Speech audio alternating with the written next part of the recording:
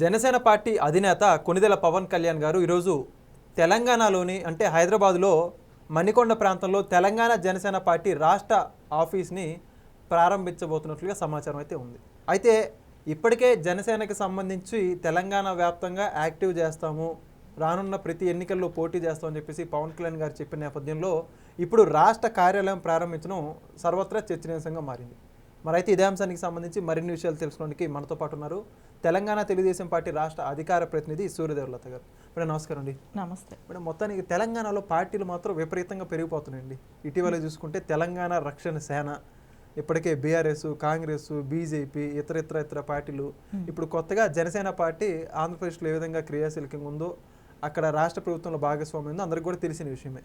అయితే జనసేన పార్టీని తెలంగాణ రాష్ట్రంలో కూడా స్థాపించడానికి విశ్వవ్యాప్తంగా అంటే చూసుకోవడానికి ప్రయత్నాలు జరుగుతున్నట్టు అర్థమవుతుంది. దానికి రాష్ట్ర కార్యాలయం ప్రారంభించడం అని చెప్పేసి ఈరోజు పవన్ కళ్యాణ్ గారు నేరుగా ఆయన చేతుల మీద ఆఫీస్ ప్రారంభించబోతున్నారు. మరి ఇప్పుడు ఇక్కడి నుంచి మొదలు పెట్టుకుంటే జనసేన ప్రస్తావన తెలంగాణ రాష్ట్రంలో ఎలా ఉండబోతుంది? అంటే జనసేన పార్టీ అంటే ఎప్పుడైతే పవన్ కళ్యాణ్ గారిని రెచ్చగొట్టడం కానీ ఇవన్నీ జరిగిన తర్వాత ఆయన స్ట్రాంగ్గా డెసిషన్ తీసుకున్నట్టున్నారు.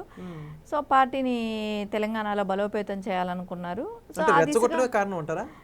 నాకు అనిపిస్తుంది ఆ ఇన్సిడెంట్ అట్లట్లా పెరిగిపోయింది. అంటే వాళ్ళకు ఉండుంటుంది, కానీ ఆ హైప్ వచ్చేది అని అంటే మామూలుగా ఆర్టిస్ట్గా ఉన్నప్పుడు జనాలు రావటం అనేది సహజంగా జరుగుతుంది. అది మనం చాలా చోట్ల చూసాము. సరే, అది ఓటు రూపంగా వస్తుందా రాదా అనే దానికి మనం ఒక ఎలక్షన్ అవ్వాలి. తెలంగాణలో ఓట్లుగా ఎలా రిసీవ్ చేసుకుంటారు అనేది. కానీ ఆ లోకల్ వాళ్ళు తీసుకునే క్యాడర్ కానివ్వండి, నాయకులు కానివ్వండి, సో ఆ క్యాండిడేట్లు ఎమ్మెల్యే క్యాండిడేట్లను పెడతారు కదా, ఆ క్యాండిడేట్ల పరిస్థితి ఏంటి ఇవన్నీ కూడా తీసుకుంటారు, పరిగణలోకి తీసుకుంటారు. అలా తీసుకున్నప్పుడు అంటే పవన్ కళ్యాణ్ గారికి ఉన్న ఇమేజ్తో ఏదో చేస్తారు అనేది అయితే జనరల్గా ఉంటుంది.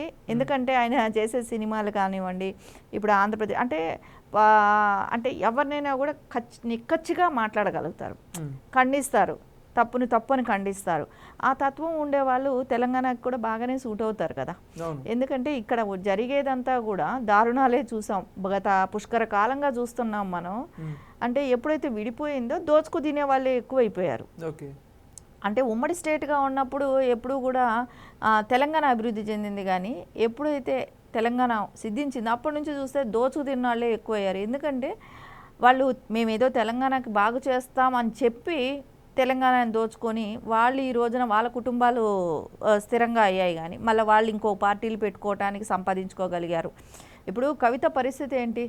ఒక టైంలో ఆవిడ వెళ్ళి అంటే యాక్చువల్లీ అమెరికాలో ఉండింది, ఉద్యమం సాకుతో వచ్చింది, బ్యూటీ పార్లర్స్ పెట్టుకుంది. ఆ బ్యూటీ పార్లర్స్ ఆంధ్రప్రదేశ్ మొత్తం ఉమ్మడి స్టేట్లో అన్ని చోట్ల పెట్టుకుంది, బ్రాంచెస్ పెట్టుకుంది, నడుపుకుంటా ఉండింది. అది ఆవిడ జీవనాధారం. సో ఈ రోజున ఇన్ని వేల కోట్లు ఎక్కడి నుంచి వచ్చాయి? వేల కోట్లు ఉన్నాయంటారా? ఖచ్చితంగా ఉన్నాయి ఆవిడ దగ్గర.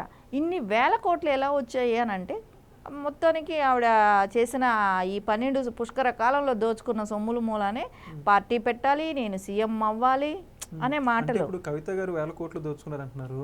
ఇప్పుడు కుటుంబం మొత్తం దాదాపు 10 సంవత్సరాల అధికారంలో ఉంది.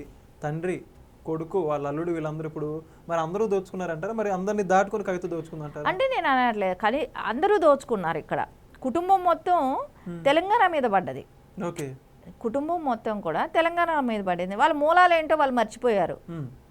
బీహార్ నుంచి వచ్చిన వాళ్ళని చెప్పి మర్చిపోయారు. బీహార్ నుంచి ఆంధ్రప్రదేశ్కి వలస వచ్చారు, అక్కడి నుంచి మళ్ళీ తెలంగాణకు వలస వచ్చినారు. అలా తీసుకుంటే వాళ్ళు మొత్తం ఏ రాష్ట్రంలో కూడా ఒక 50 సంవత్సరాలు 60 సంవత్సరాలు అలా ఉంటూ వస్తూ వలసగా మార్చుకుంటూ వచ్చిన ఆ కుటుంబం అది. ఏంటో పెయింటెడ్ హక్కు వాళ్ళే తెలంగాణకు తీసుకున్నట్టు ఆ మాటలు ఏంటంటే అసలు నిజంగా ఆశ్చర్యంగా ఉంది. వాళ్ళ మూలాలు ఏంటో తెలుసుకొని ఉండాలి. ఆవిడికి తెలిసి కూడా అబద్ధం చెప్తుందా అన్నట్టే ఉంది కదా. సరే, ఈ రోజున పవన్ కళ్యాణ్ గారు ఆఫీస్ ఓపెన్ చేయటం కానివ్వండి, వాళ్ళ క్యాడర్కి నిజంగా ఒక ఉత్సాహం, పార్టీ స్ట్రాంగ్ అవుతుంది, మా భవిష్యత్తుకి ఏం ప్రాబ్లం లేదు, మేము ఏదైనా కొత్తగా ఎవరికైనా రాజకీయ అవకాశాల కోసం ఎదురు చూస్తుంటారు. కొత్తగా వచ్చే ఇప్పుడు యూత్కి కానివ్వండి, వాళ్ళకందరికీ కూడా రాజకీయ అవకాశాలు ఉంటాయి కాబట్టి ఆ దిశగా వాళ్ళు ముందుకెళ్తున్నారు. ఓకే, మరి అయితే ఇప్పుడు తెలంగాణలో ఇప్పుడు ఉన్నటువంటి పార్టీలు అన్ని నేపథ్యంలో జనసేన ఎంత మేరకు ప్రభావం చూపే అవకాశం ఉంటుందంటారు? అంటే ఇప్పుడు ఎగ్జిస్టింగ్ చాలా పార్టీలు ఉన్నాయి. ప్రధాన పార్టీలుగా చూసుకుంటే బీఆర్ఎస్, కాంగ్రెస్, ఇప్పుడు బీజేపీ కూడా. వీటన్నిటిని దాటుకొని లేకపోతే వీటన్నిటికి అడ్డుకట్టగా జనసేన నిలబడగలుగుతుందా లేదా రాబోయే రోజుల్లో? ఇంకోటి మీరు తెలుగుదేశం గురించి చెప్పలేదు ఇక్కడ. తెలుగుదేశం పార్టీ అంటే గతంలో పోటీ చేయని మాట వాస్తవమే కానివ్వండి, ఇప్పుడు ఉన్న ఏ పార్టీకి అయితే తీసిపోయింది కాదు. ఎందుకంటే బీఆర్ఎస్ కానివ్వండి, కాంగ్రెస్కే కానివ్వండి, బీజేపీ కన్నా కూడా తెలంగాణలో స్థిరంగా అంటే మంచి పరిపాలన ఇచ్చింది తెలుగుదేశం పార్టీ. అంటే ఇప్పుడు తెలుగుదేశం క్యాడర్ ఇక్కడ ఆంధ్ర సెటిలర్స్ క్యాడర్ ఎక్కువ ఉన్నారంట, లేకపోతే ఎగ్జిస్టింగ్ తెలంగాణలో ప్రతి నియోజకవర్గంలో తెలుగుదేశం పార్టీ క్యాడర్ ఇంకా యాక్టివ్గా ఉన్నారంటారా? ఇప్పటికీ కూడా తెలంగాణలో తెలుగుదేశం పార్టీ స్ట్రాంగ్గా ఉంది. ఎందుకంటే జిల్లాల వైజే కానివ్వండి, మండల స్థాయిలో కూడా ఇప్పుడు మొన్న జరిగిన జెడ్పీటీసీలు ఇట్లాంటి ఇవన్నీ కూడా పంచాయతీ ఎలక్షన్ వీటన్నిటిలో కూడా గెలిచాం కదా. ఇప్పుడు సిటీలో జరగలేదు ఇంతవరకు ఎలక్షన్, ఇప్పుడు డివిజన్ కార్పొరేషన్ ఇప్పుడు జరగలేదు కదా. ఇప్పుడు బయట జరిగిన వాటిల్లో మేము ఎన్నో కొన్ని స్థానాలు గెలిచాం కదా. అంటే ఒక నాయకుడు లేకుండా గెలవటం, వాళ్ళు కార్యకర్తలు భుజాన కండువా వేసుకొని ఎవరికి వాళ్ళే చేసుకొని వెళ్ళి వాళ్ళు గెలిచారు కదా. అంటే నాయకుడు లేకపోయినా కార్యకర్త అయినా నడిపిస్తాడు పార్టీ అనేదానికి ఉదాహరణ తెలుగుదేశం పార్టీ. సో మీకు ఏ పార్టీలైనా ఉందా? అది ఏ పార్టీలో కూడా లేదు. అంత అభిమానం తెలుగుదేశం మీద ఇంకా కూడా ఇక్కడ కార్యకర్తలకు అలాగే ఉంది.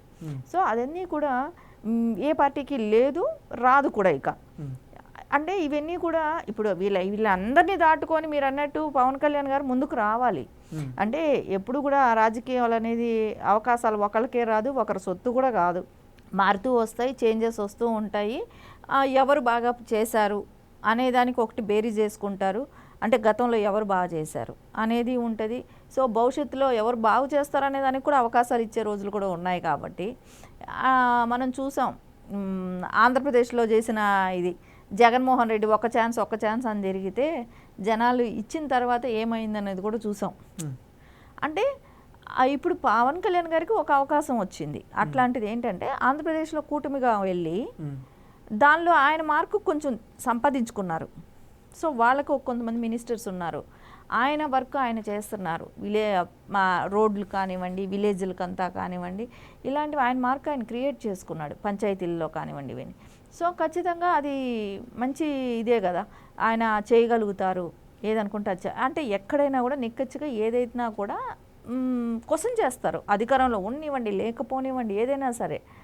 సో ఆ క్వశ్చన్ చేసే తత్వం తెలంగాణ ప్రజలకు బాగా నచ్చుతుంది. Okay, thank you. నమస్తే.